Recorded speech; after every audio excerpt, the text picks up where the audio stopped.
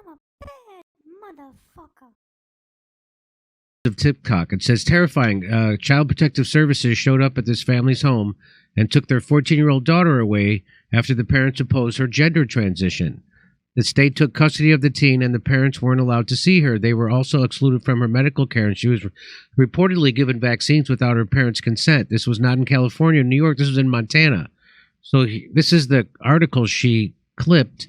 But I went to the Daily Mail, and they also have a story about it. It says, Krista Kolstad revealed the family's nightmare began when they received a call that their 14-year-old daughter, Jennifer, told friends at school that she wanted to commit suicide in August of 2023. Later that night, Child Protective Services went to the Kolstad's home in Glasgow to inspect the house and interview Jennifer, later determining that she needed to transition to get better. Krista, who was Jennifer's stepmother and the girl's biological father, Todd Kolstad, said Jennifer had a tough upbringing and several undiagnosed mental health concerns, including attention-seeking behavior and lying, which they believe caused the urge to a transition and were overlooked by social services. Our daughter began demanding that she be called Leo, he and him. We explained that this is in her history, but not something we would agree to as her parents. The hospital staff ignored our requests, said Mr. Kolstad. Jennifer had first expressed her desire to change gender to her parents when she was 13. Her parents told her she was too young to make such a decision and sent her to counseling to explore why she felt that way. Mrs. Kolstad said it wasn't new, but she hadn't brought it up in a year. She never came to us and said, you need to call me this, you need to call me that. That was never an issue. Mr. and Mrs. Kolstad, who are Christian, let the hospital staff know of their objections and asked that Jennifer be called by her birth name. The hospital continued to call our daughter Leo, even though she's a minor, and after I stated it's against our wishes, our religion, and our core family values. The hospital told me to call their lawyer if I have an issue, as they will do what the patient tells them. While the medical transitioning of minors is banned in Montana, Mrs. Kolstad said the hospital told her that social transition was a gray area of the law. What? Jennifer was placed under 24-hour supervision due to her threats of suicide, but Mrs. Kolstad said an aide was placed outside her door who would regularly speak to Jennifer about having top surgery and how she was non-binary. Along with the Child Protective Services, Mr. and Mrs. Kolstad agreed that Jennifer would benefit from specialized inpatient treatment and counseling at a mental health hospital. There were 6 facilities in Montana as well as one in Wyoming. Mr. and Mrs. Kolstad raised concern about Wyoming as the state allows minors to have gender-affirming care, such as hormone blockers and surgical procedures. They were worried this may happen without their consent, but just hours later, Mr. and Mrs. Kolstad were informed there was a bed available in Wyoming Behavioral Institute and that Jennifer must go immediately. They stated they reiterated their concerns and said they had questions they needed answering before they agreed. 10 minutes later, Child Protective Services showed up at the Kolstad's house with police and papers, removing their daughter from their care, accusing them of refusing treatment. While Jennifer was in Wyoming, she was given men's hygiene products such as body wash and deodorant. After a month in the Wyoming facility, Jennifer was moved to a youth dynamics group home in Montana where she has remained ever since. Here, Jennifer has been allowed to wear a chest binder along with only men's clothes, shave her head, and attend all boys groups. The Kolstads were assigned a public defender who advised them to play nice and go along with the Child Protective Services recommendations. We have followed their advice for the last few months, and now our rights are being completely stripped away. On January 19th, the couple lost custody of their daughter to Child Protective Services, who said that allowing Jennifer to be transgender is in her therapeutic interest, and that her parents are not following recommended therapy. Child Protective Services was given custody of Jennifer for 6 months.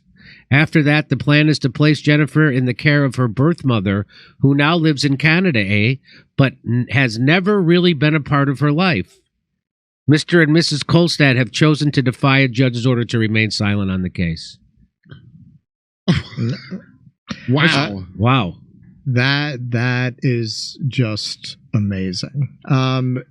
In the American press, they really do not report any of the underlying issues, any of the debate around this. Any article you read about something like this, usually in the American press. They're going to tell you safe and effective, safe and effective. American medical professionals and organizations all agree. What they don't tell you is that the American Pediatrics Association had to change its rules to shut down debate at its last meeting because a group of pediatricians tried to bring a motion to the floor to reevaluate transitioning children.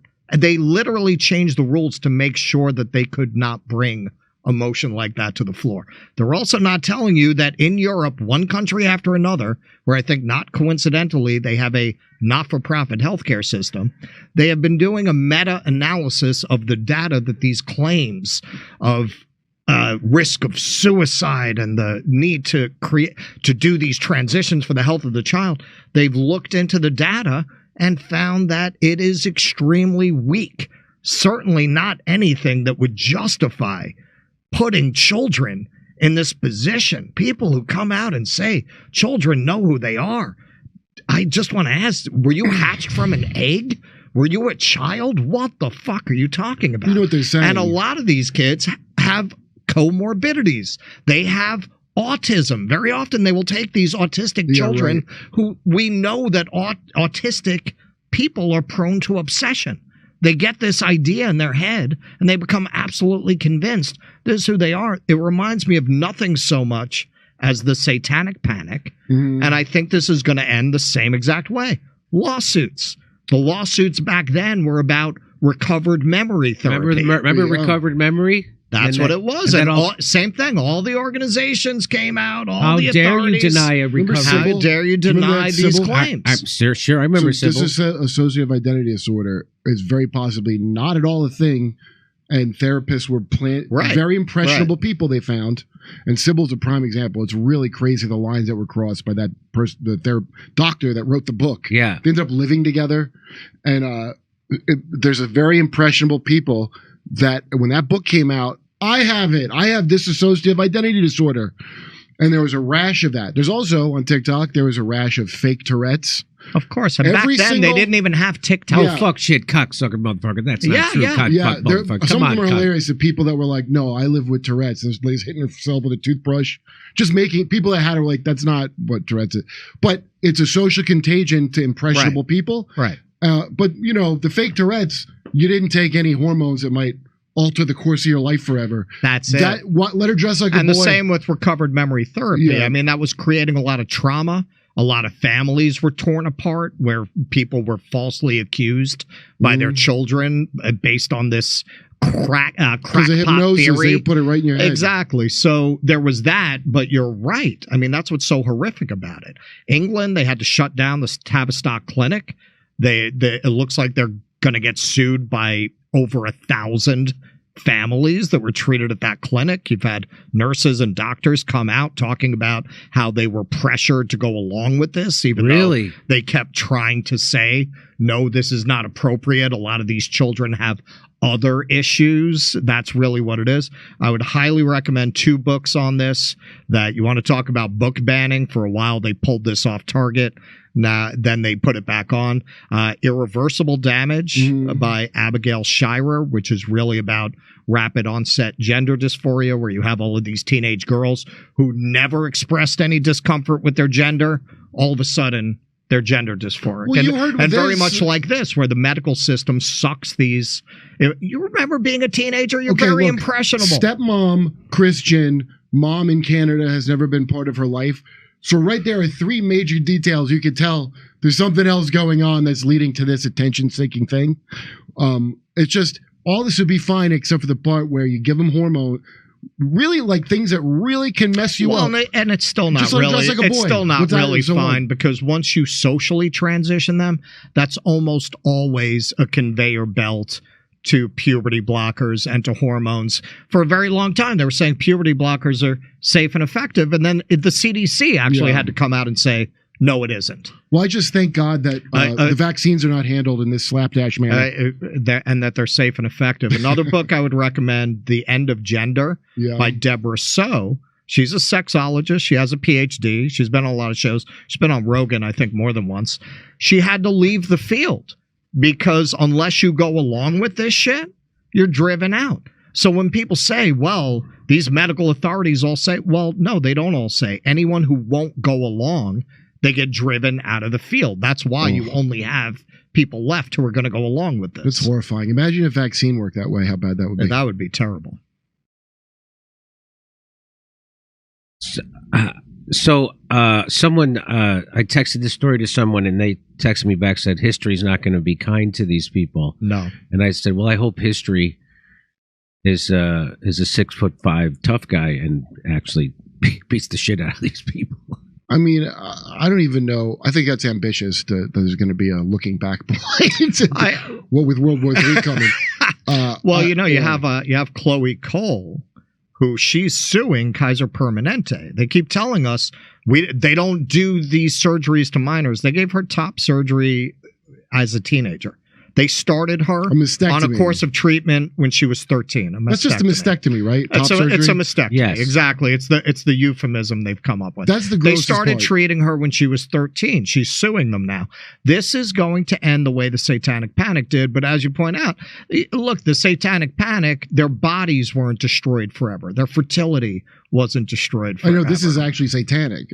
This is actually satanic. Wow.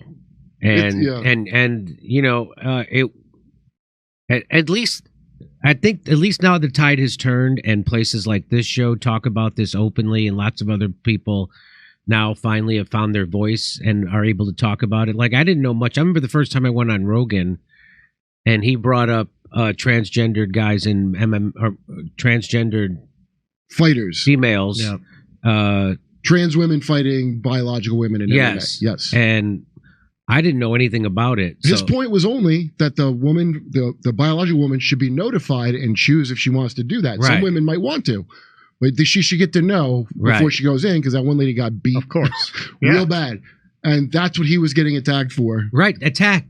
That he's like phobic. Like, no, I don't have to tell you. Really? I didn't know anything about it, and then I was just like, I didn't want it. That to me, that was like stepping on a live wire. What do I need? It's not my fight. That's what I think I said. I go, that's up to women. If women want to fight other trans women, that's up to those women. That's not my... Yeah, that's what he said, and it wasn't good enough. Oh, okay. He said if those women want to fight them, it's up to them. If they said no, they don't get notified. She's a woman. But if women say no, which they are now saying, I don't want to compete against biological males, and then some people literally conflate that with Stonewall. They go, of course. So, like when that Riley Grimes was being, Riley Gaines was being threatened physically at that college campus where they had to call the cops and she couldn't get out. And I saw gay people or people who were on the side of the trans defending that, saying, well, that's just like Stonewall. Of course we have to fight back. No, that's nothing like Stonewall. Stonewall was when the cops were coming and fucking with the transgendered people, and then the transgender people had to fight against gays. Yeah, and gays. That's what, so they were being messed with. This is the exact opposite. This is the transgendered and the biological males going and fucking with women in women's spaces, and threatening them with violence. That's nothing like Stonewall whatsoever. And people who conflate that have a mental illness, or they're just blatant liars. And I think both. I saw one guy do it. He's our Amish friend, and he's got a mental illness and he's a blatant liar. Oh, the Amish. When I said the Amish boys, right? That's right. That guy. Yeah. Yeah. Well, they all know the thing. You know, you're like, hey, this is my fight. Women should say it. Everybody's got their own nervous Nelly. Here's one thing, especially now after this whole Gaza thing, I'm sick of the like, well, maybe we shouldn't talk about this. That's what that punk from Adam Ruins Everything did with Rogan, when Rogan made solid points. Why do the kids need to be on drugs? Let him dress like a girl if he's a girl. Well, and we shouldn't talk about this where neither of us are trans. That's the punk ass way people get out to protect their livelihood or whatever the hell they're doing. Well, most of the people pushing this agenda are not trans. Yeah. So maybe they shouldn't be talking about it. How many of these people are actually trans who are advocating that you should be putting a 13-year-old who's confused about their identity on life-altering drugs? How many of those people are trans? Because there are a lot of trans people like Buck Angel, like Blair White, who speak out against this. But these are all, the people that say this are on, I promise you, I'm thinking of dozens in my head right now. almost all New York, some LA. They've all been on every kind of goddamn drug since they were 13. Luckily, they were born back before this was what you would do when you were 13. Right. But they were the first ones on SSRIs, the first ones that were taking Adderall as small children. They became 60 milligrams of Adderall. You know how strong that is? Yeah. To kids. So upper class twits have been drugging their kids with brain altering, life changing drugs for years. It's just now they chop your tits off too. I thought that was a great point that Joe Rogan made in that interview when he said, well, the guest said, well, you know, I know a girl, she's identified as a boy her whole life, right? And Joe said, well, then if they already feel like a boy and they already identify, why you got to add hormones? For a beauty, Why do you because gotta this is the secret. It's all about passing. Yeah. All the politics really come down to passing. That's right. And what's the most important thing in America about being a woman, being attractive? That's why we have a beauty industry and a plastics and ethnic it's not about passing. It's about profit. It's about profit. I mean the politics of trans. Buck Angel comes off like a man. If you meet Buck Angel, like, oh, this dude's for real. Like the people that can't pass and they started too late taking hormones. This is what I've been told many times, asking why you would do this. So it's if you're trying to go male or female, it's your chance to be hot, to take that before puberty, so you could be the hottest possible woman. So I was told by a gay friend of mine who have kids, they want them to transition before puberty, so they're hot. Right. Exactly, so they can pass. Right. So if they do that before puberty, they'll look like a female instead of a male who transitioned. Well, and they did that to poor Jazz Jennings, and the result is Jazz Jennings will probably never experience an orgasm, because when you put a male on puberty blockers that young, they get a micro penis. The penis never develops. Oh, it's worse than that. So when they started doing those surgeries on her, there wasn't enough there to really construct anything. So they had to keep doing follow-up surgeries on this poor kid. I remember you look at listen, I got an eye for crazy, man. She's coming out now complaining. Her mother is a classic case of Munchausen by proxy. You see her talking about how when she was little, she said, I wanted to be a boy, and I burst out crying. Kids say all kinds of shit. You decided based on that to make your child a medical experiment? No, I know a boy. I know somebody whose mom, just like that. In fact, next time I see her, I'm going to ask, because if she had come up when this was a thing, she'd have had a mastectomy. All right. Let's go to a break, and we'll be right back. We have one more story, then we're going to jump to Rumble, and we're going to have Ed Dowd on with us.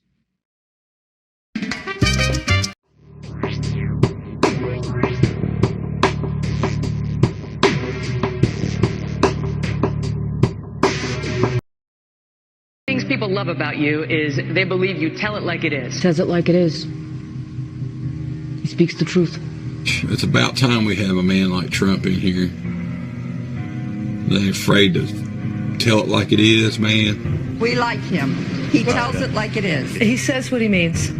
I honestly believe he's telling the truth.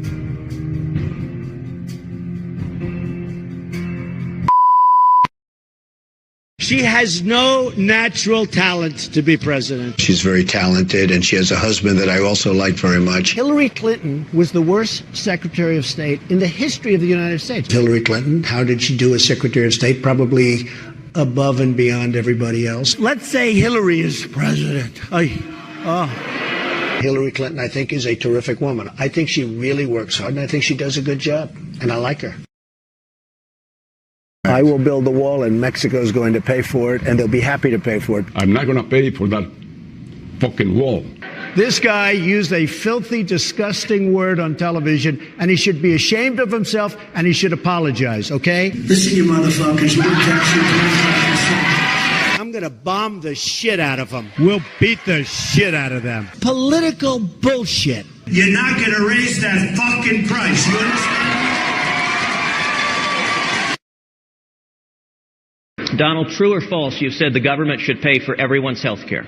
That's false. You've never said that. Everybody's got to be covered. Universal health care. I am going to take care of everybody. Who pays for it? The government's going to pay for it, but we're going to save so much money on the other side. He said I was in favor of Libya.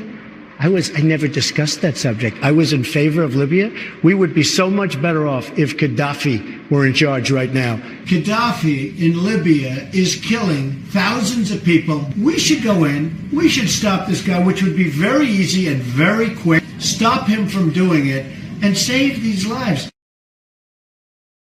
They're here illegally. You take them, they have to go back. We have to show some compassion. Right, we just can't throw everybody out. They have So to you're going to split up illegal. families. Chuck, You're going to deport children. Chuck, no. We're going to keep the families together. We have to keep the families together. But you're going to keep them they have together to out. go. But they have to go. How do you throw somebody out that's lived in this country for 20 years? North Korea has nukes. Japan has a problem with that. I mean, they have a big problem with it. Maybe they would, in fact, be better off if they defend themselves from North Korea. Maybe we would be better off. Including with nukes. Yes, including with nukes. They said, I want Japan to nuke. I want Japan to get nuclear weapons. Give me a break. But if you say to Japan, yes, it's fine, you get nuclear weapons, South Korea, you as well, and Saudi Arabia says we want them too. Can I be honest with you? It's going to happen anyway. So it's only a question of time. I'm a conservative person. The Republicans are just too crazy right. I mean, just what's going on is just nuts. Bush says, I do not believe he's a true conservative.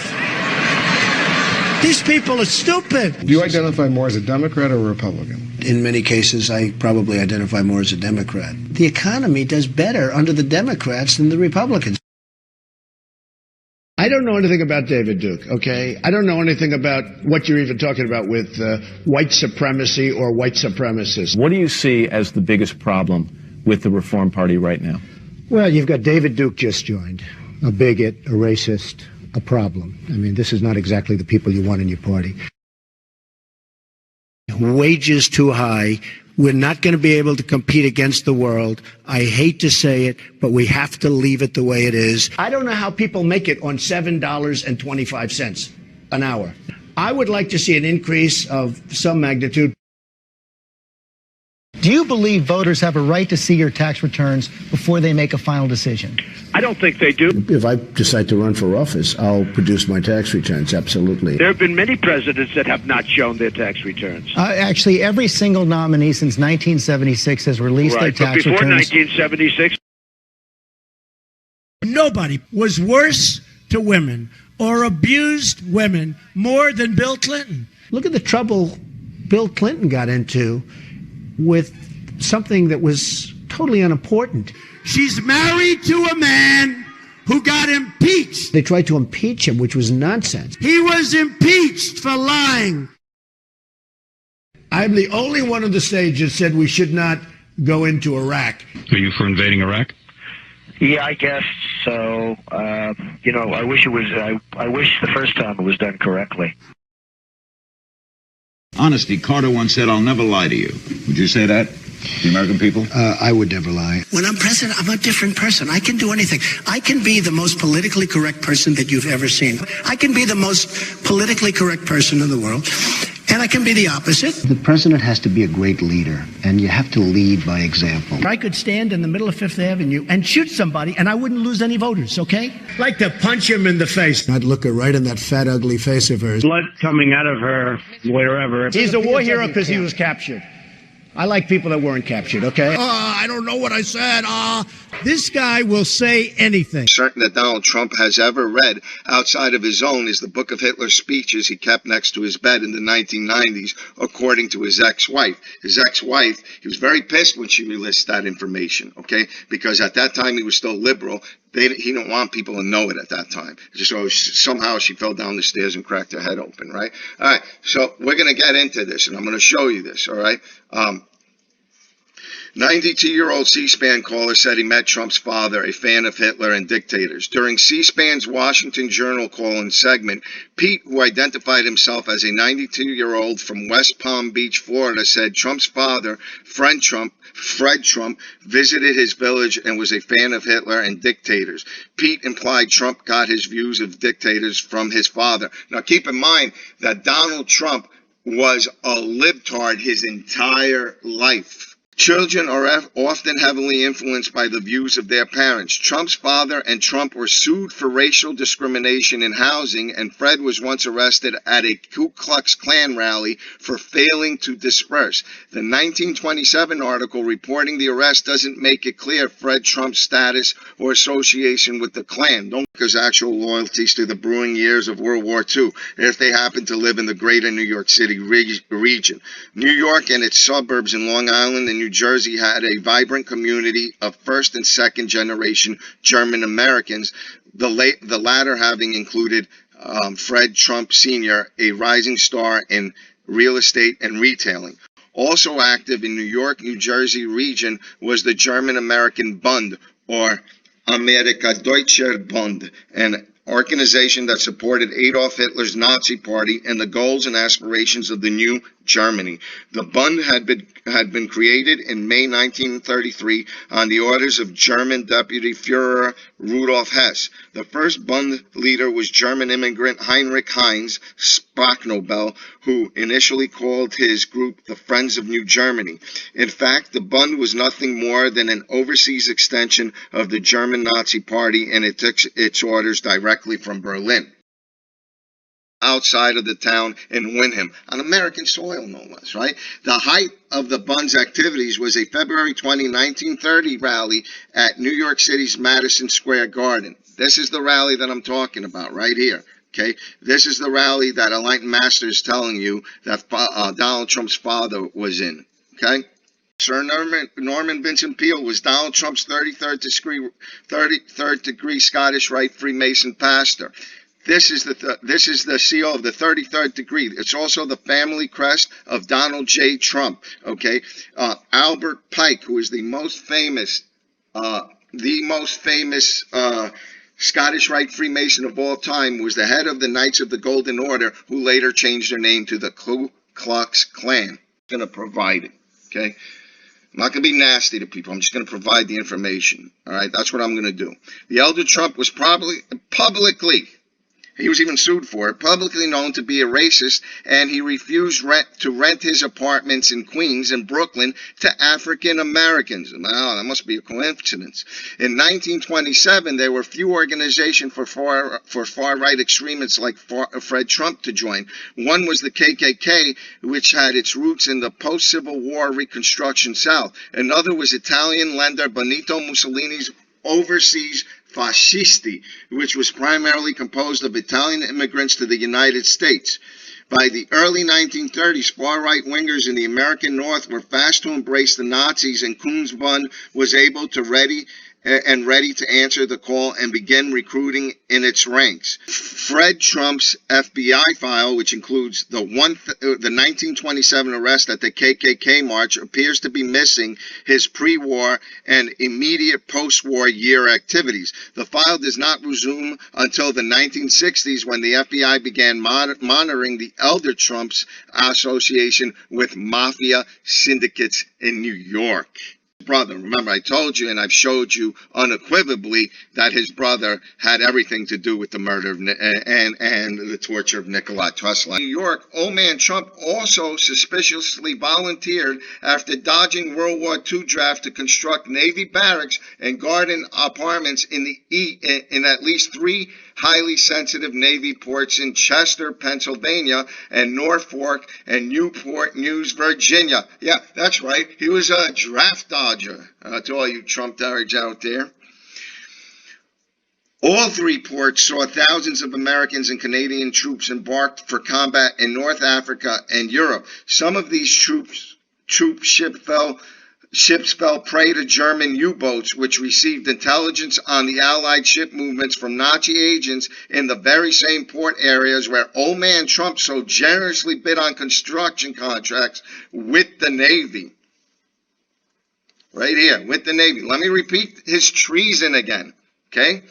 All 3 ports saw thousands of American and Canadian troops embarked for combat in North Africa and Europe. Some of these troop ships fell prey to German U-boats. In other words, Americans got killed, because of Donald Trump's father, which received intelligence on the Allied ship movements from Nazi agents in the very same port areas where old man Trump so generously bid on construction contracts with the Navy. I suppose old man Trump knows just how much racial hate he stirred up in the blood parts of the folks in New York State. He drawed that colored line that we fought in the last war, and we ain't got no home in this world anymore. Beach Haven ain't my home, I just can't pay the rent. My money's down the drain, and my soul is badly bent. Beach Haven looks like heaven where no black folks gone to roam. No, no, no, oh man Trump, Beach Haven ain't my home. No.